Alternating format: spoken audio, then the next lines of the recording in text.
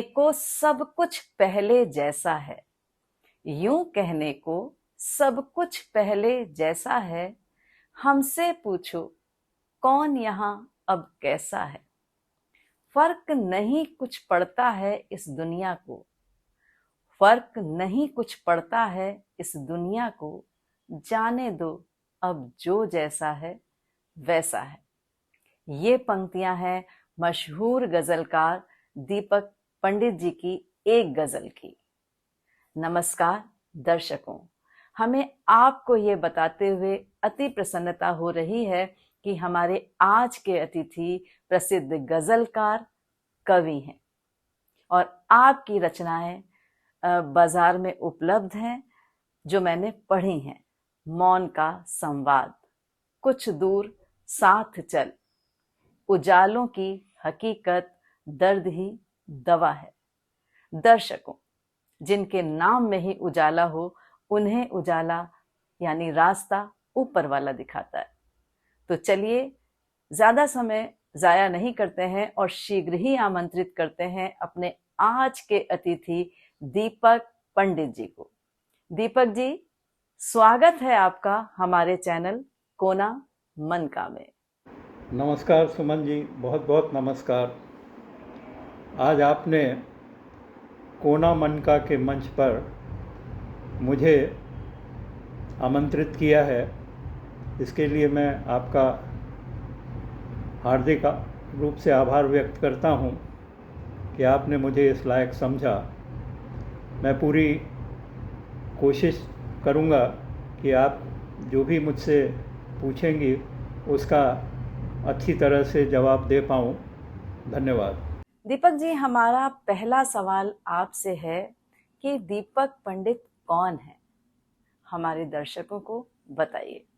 आपने सर्वप्रथम मेरा परिचय पूछा है, तो अपना परिचय देने से पहले मुझे कबीर जी का एक दोहा याद आता है, जिसमें उन्होंने कहा कि कबीरा कूता राम का मोतियन मेरा नाव, कबीरा कूता राम का मोतियन मेरा नाव, राम नाम की जेवड़ी जित खींचे तित जाऊँ। तो जैसा कि आप जानते हैं, मेरा नाम दीपक पंडित है। मैं 28 अक्टूबर 1952 को नागपुर में पैदा हुआ। मेरे पिताजी वन विभाग में कार्यरत थे, इस वजह से उनका स्थानांतरण जगह जगह होता रहा और हम लोग भी एक जगह से दूसरी जगह जाने के आदी हो गए तथा गाँवों से, जंगलों से और प्रकृति से अधिकाधिक रूप से जुड़े रहे। मैंने साइंस में स्नातक की पढ़ाई की है। उसके बाद केमिस्ट्री में मैं एमएससी कर रहा था, मगर एमएससी प्रीवियस के बाद ही मेरी नौकरी लग गई और मैं बैंक में आ गया। उसके बाद 35 साल मैंने बैंक में कार्य किया और बाद में प्राइवेटली भी 2-3 जगह काम किया। आज मैं पिछले 15 साल से रिटायर्ड हूँ और मेरा अधिकतर समय गज़लें और कविताएं लिखने में ही जाता है। इससे ज़्यादा मैं अपना परिचय क्या दूँ। मैं ये बता दूँ कि मुझे जो भी संस्कार मुझे मिले हैं वो अपने माता पिता से मिले हैं। हम लोग 5 भाई और 1 बहन हैं और मेरे 2 बेटे हैं। दोनों बेटों की शादी हो गई है और दोनों बेटे उनकी बहुएं हैं। मेरी 2 बहुएं हैं जिनका नाम नेहा और स्मिता है। एक प्रश्न और ये है कि विज्ञान से गजलकार बनने तक का सफर आपका कैसा रहा?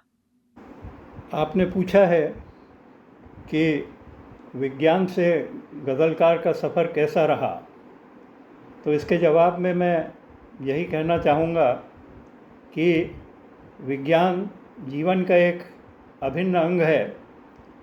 इसी तरह गज़लों का कविताओं में भी विज्ञान निश्चित तौर से विद्यमान रहता है।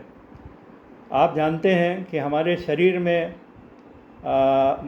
प्रतिशत के अनुसार ही पानी, हवा, मिट्टी ये सब चीज़ें हैं। इसलिए जीवन के किसी भी क्षेत्र में विज्ञान के बिना सोचना संभव नहीं है। मगर यहाँ यह भी कह देना चाहता हूँ कि जिस तरह जीवन सिर्फ विज्ञान नहीं है, विज्ञान से बहुत आगे जाकर है। गज़लें और कविताएं भी सिर्फ विज्ञान तक ही सीमित नहीं हैं, इससे भी ये परे जाती हैं। जिस चीज़ को विज्ञान आज तक कैमरे में कैद नहीं कर पाया है, वैसी ही हमारे एहसासों को, हमारे दर्द को, हमारी भावनाओं को, हमारी पीड़ा को आज तक विज्ञान कैद नहीं कर पाया। और मगर एक गज़लकार अपने दृष्टि के ज़रिए ये सब चीज़ें देखता है और आम जनता तक लेकर जाता है, और यही काम मैंने अपनी गज़लों में करने की कोशिश की है। यूँ तो बहुत से लोग हुए हैं, साहित्यकार हुए हैं जो विभिन्न विषयों के रहे हैं, लेकिन उन्होंने हिंदी में लेखन किया है। पर फिर भी मैं ये सवाल पूछूंगी कि हिंदी में रुचि का कारण क्या रहा, क्योंकि आप विज्ञान के विद्यार्थी रहे हैं और अमूमन विज्ञान के विद्यार्थी हिंदी में कम ही रुचि लेते हैं। तो क्या कारण रहा है, हमारे दर्शकों को बताएं। आपने मुझसे हिंदी में रचनाओं का कारण और उसके प्रति मेरे रुझान के बारे में पूछा है। तो सुमन जी, मैं ये कहना चाहूँगा कि मैं हिंदी भाषी प्रदेश का हूँ, मध्य प्रदेश से हूँ मैं, और मेरी मातृभाषा भी हिंदी है। मैंने अपनी पढ़ाई स्कूल और कॉलेज दोनों में हिंदी माध्यम से की है।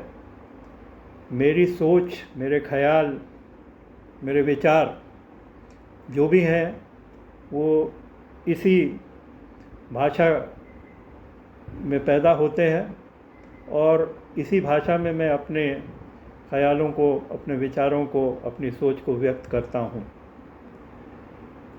एक विज्ञान का छात्र होने के बावजूद भी मैं हिंदी में लिखने के लिए कैसे उन्मुख हुआ, तो इस बारे में मैं आपको बताऊं कि नासा ने एक रिपोर्ट में कहा है कि संस्कृत भाषा पूरे विश्व की सबसे अधिक साइंटिफिक लैंग्वेज है, और जहाँ तक हिंदी और दूसरी देशी भाषाओं का प्रश्न है, ये सभी भाषाएं भी संस्कृत से ही पैदा हुई हैं।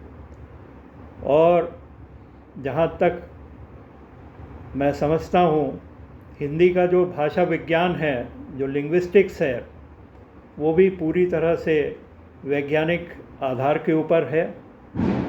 तो हिंदी में सोचना मुझसे पहले होता है, और हालांकि दूसरी भाषाओं का मुझे इंग्लिश का भी पर्याप्त नॉलेज है, मगर मैं अपनी मातृभाषा में हिंदी में लिखना ही अपना कर्तव्य समझता हूँ, और इसलिए मैं हिंदी में ही लिखता हूँ, ताकि मेरी गज़लें जो हैं एक आम आदमी तक बहुत आसान तरीके से पहुँच पाएँ, और उन लोगों तक मेरा जो भी संदेश है, मेरी जो भी भावनाएं हैं, मेरे जो भी एहसास हैं, मेरे जो भी दर्द हैं, मेरी जो भी पीड़ाएं हैं, उन तक मैं पहुंचा सकूं, और वो अपने आप को इन गज़लों से जुड़ा हुआ महसूस कर सकें। मैं हमेशा ये मानता हूँ कि संवेदनशीलता सबसे पहली ज़रूरत है किसी भी लेखन के लिए, और गज़लों के लिए तो विशेषतर।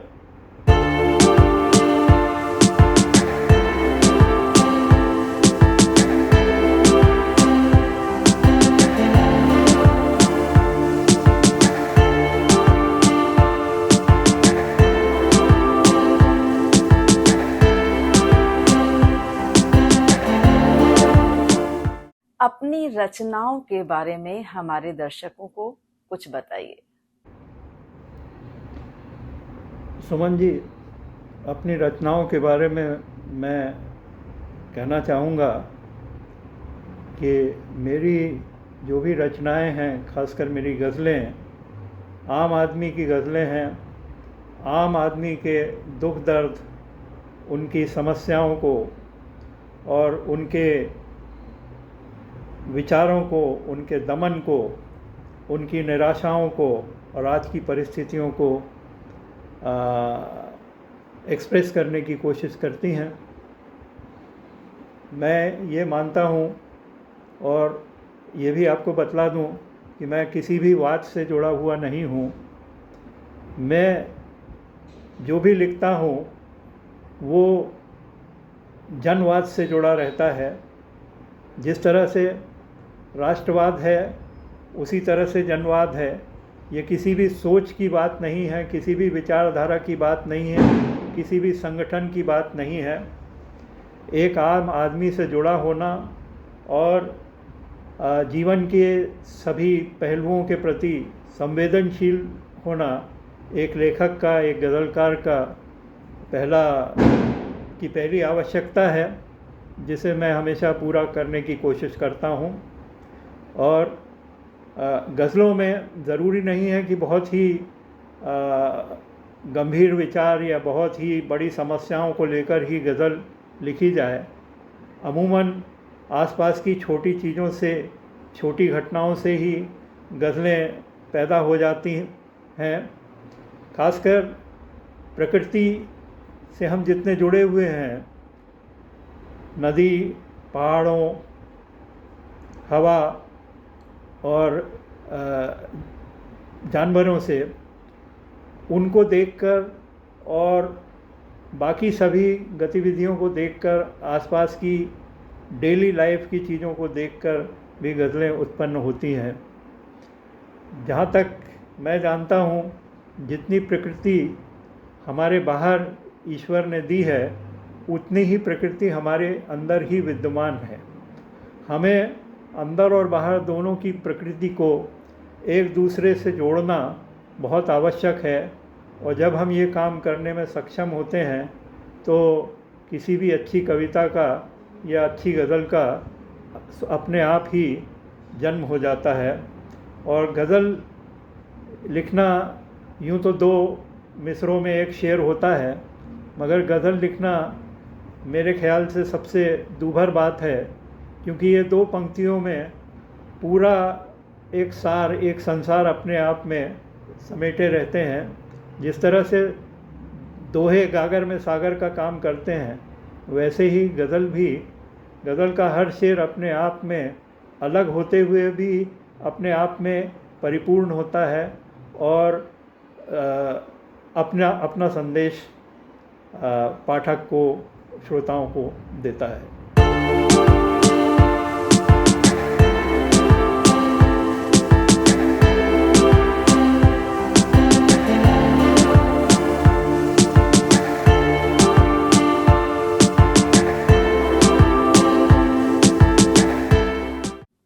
सम्मान सभी को प्रभावित करते हैं। आपके सम्मान आपको कहाँ तक ले जाते हैं? जहाँ तक सम्मानों की बात है, मेरा ये सोचना है कि सम्मान हमेशा किसी भी लेखक को बेहतर से बेहतर लिखने के लिए प्रेरित करते हैं और उसे सम्मान के लायक बनने की प्रेरणा देते हैं। सम्मान सभी को अच्छे लगते हैं, मुझे भी अच्छे लगते हैं, मगर सम्मानों को सिर्फ अपने माथे से लगाना चाहिए, सम्मानों को कभी अपने सर पर नहीं चढ़ने देना चाहिए। क्योंकि कोई भी मान सम्मान यदि लेखक के सर पे सवार हो जाएगा तो वो सही मायने में लेखक नहीं रह पाएगा। और लेखक के लिए ये बहुत ज़रूरी है कि वो हमेशा अपनी जड़ों से जुड़ा रहे और अपने गज़लों, अपनी कविताओं, अपनी रचनाओं के माध्यम से आम लोगों की बातों को जनता तक ला सके और लोग उसके साथ जुड़ सकें। आपकी कई गज़लें मैंने पढ़ी हैं और मुझे बेहद पसंद है। चलिए आज आप अपनी पसंदीदा गज़लें सुना दीजिए, एक दो जो भी आपकी पसंद की हो सुना दीजिए। आपने रचना पाठ के लिए कहा है, मैं अपनी दो छोटी छोटी गज़लें सुना रहा हूँ, तो लीजिए सुनिए। पहली गज़ल। कब चरागों को नींद आती है, रात आँखों में बीत जाती है। कब चरागों को नींद आती है, रात आँखों में बीत जाती है। इम्तिहान हर घड़ी ये लेती है, इम्तिहान हर घड़ी ये लेती है। ज़िंदगी रोज़ आज़माती है। ये शहर कत्लगाह लगता है, ये शहर कत्लगाह लगता है। रात जब खून में नहाती है। कब चरागों को नींद आती है, रात आँखों में बीत जाती है। उन चरागों को खौफ किसका हो, उन चरागों को खौफ किसका हो। ये हवा खुद जिन्हें जलाती है। उन चरागों को खौफ किसका हो, ये हवा खुद जिन्हें जलाती है। जब हमें सच नज़र नहीं आता, जब हमें सच नज़र नहीं आता। ज़िंदगी आईना दिखाती है। और अंतिम शेर कि कितनी पुरज़ोर ये हवाएं हैं, कितनी पुरज़ोर ये हवाएं हैं। अब तो ये लौ भी थरथराती है। कब चरागों को नींद आती है, रात आँखों में बीत जाती है। दूसरी गज़ल। कि ज़िंदगी को गुदगुदाकर देखते हैं, ज़िंदगी को गुदगुदाकर देखते हैं। दर्द को हम गुनगुना कर देखते हैं। आईने से सच छुपाने के लिए हम, आईने से सच छुपाने के लिए हम एक नया चेहरा लगा कर देखते हैं। तू समय के साथ बदला तो नहीं है, तू समय के साथ बदला तो नहीं है। आज ये भी आज़मा कर देखते हैं।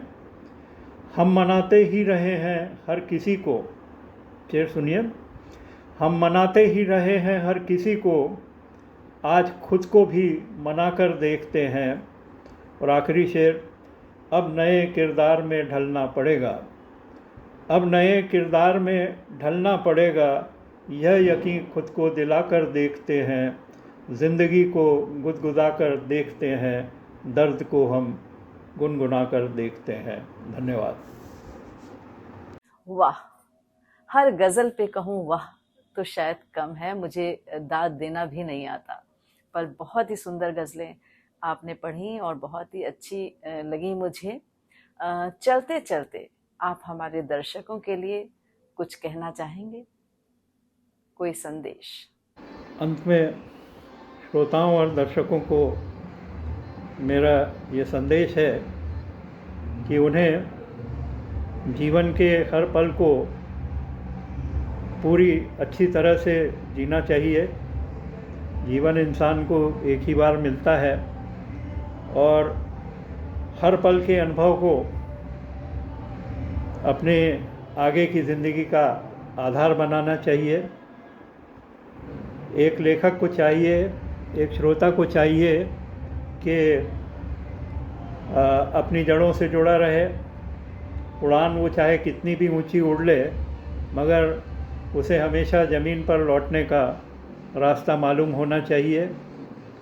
बुज़ुर्गों का हमेशा सम्मान किया करे और अपने संस्कारों को कभी नहीं भूले।